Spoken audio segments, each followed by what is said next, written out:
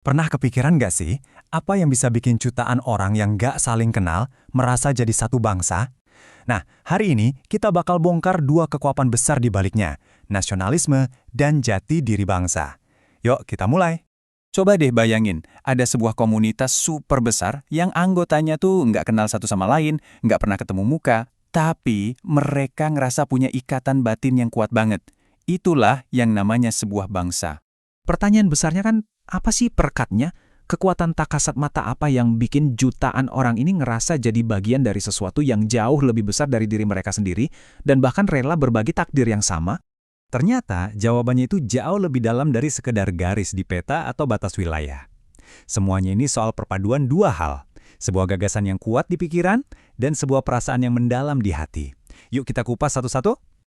Oke, kita mulai dari gagasannya dulu ya. Kekuatan pendorong di balik ini semua, nasionalisme. Jadi, apa sih sebenarnya nasionalisme itu?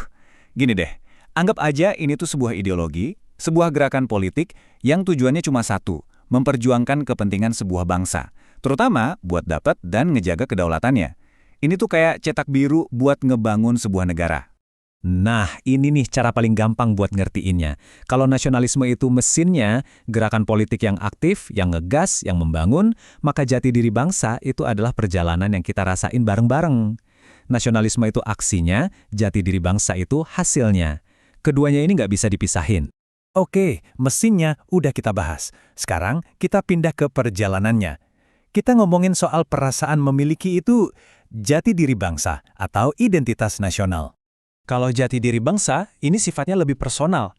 Ini tuh perasaan di dalam diri kita yang bilang, gue bagian dari bangsa ini. Perasaan ini datang dari keyakinan kalau kita tuh berbagi budaya, sejarah, dan nilai-nilai yang sama dengan jutaan orang lain yang bahkan nggak kita kenal. Dan ini poin kuncinya. Perasaan ini tuh nggak muncul gitu aja dari lahir.